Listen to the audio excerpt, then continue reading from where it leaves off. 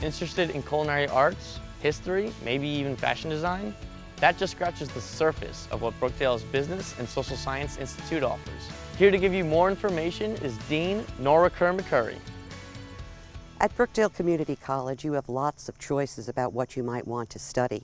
And in the Institute of Business and Social Sciences, we're here to support those efforts.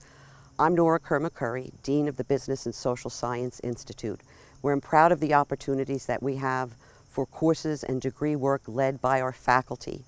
So you may want to, for example, take some of your general education courses out of the Business and Social Science Institute. We offer sociology, anthropology, history, political science, psychology. All of these courses are there to broaden your skill set and your critical thinking. You'll study culture in anthropology, society in sociology, the political system with political science, and history, what's been going on through time.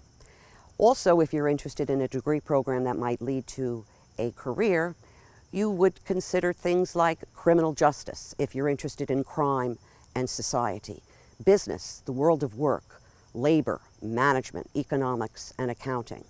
Or what about paralegal, where you would work in a law office, or become a chef and become a culinary major. Fashion merchandising, hospitality management, all of these things are in the Business and Social Science Institute.